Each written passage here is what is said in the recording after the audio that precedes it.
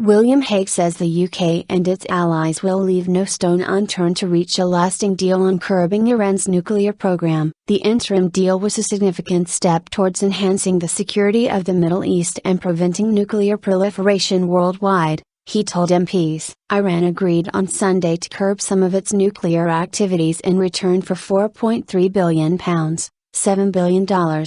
In sanctions relief. The U.S. has welcomed the move, but Israel has called it a historic mistake. Following days of talks in Geneva, Iran agreed to give better access to inspectors and halt some of its work on uranium enrichment for a 6-month period, expected to begin at the end of January. Good faith. Mr. Hague told the UK Parliament that the agreement would result in Iran's nuclear program being frozen and, in certain areas, rolled back so that it could not make progress on the areas of greatest concern, such as enrichment of high-grade uranium. He described Sunday's agreement as important, necessary and completely justified, adding that it would have been a grave error for the international community to shun progress on such an important issue. While future negotiations would continue to be difficult and protracted, he said the progress that had been made should give heart to hopes of a lasting deal over the coming months. We are right to test the full Iran's readiness to act in good faith, to work with the rest of the international community and to enter into international agreements,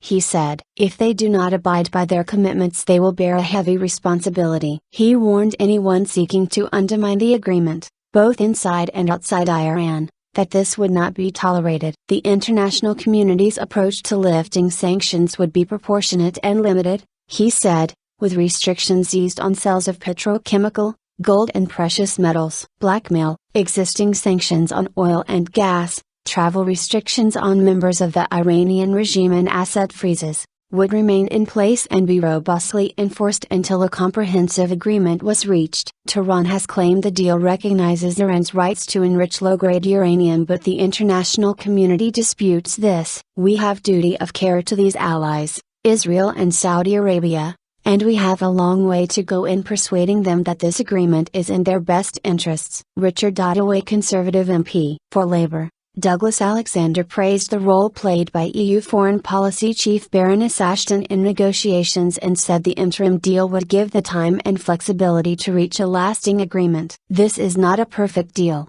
nor is it guaranteed to lead to a comprehensive resolution, but, based on your statement to the House today, it appears to address a number of central concerns. But Conservative MP Sir Edward Lee said the agreement would permit Tehran to continue enriching uranium of up to 5% while effectively pocketing $7 billion. He suggested there was nothing to stop what he described as a terrorist regime from blackmailing the international community at the end of the 6-month period. Fellow Conservative and Chairman of the Foreign Affairs Committee Richard Ottaway urged Mr. Hague to reassure Israel and Saudi Arabia that their security would not be threatened by a rapprochement with Iran. There are elements in both countries which believe they have an existential fight on their hands, which will only get tougher with a more confident Iran. He said, "Will you agree that we have duty of care to these allies and we have a long way to go in persuading them that this agreement is in their best interests?"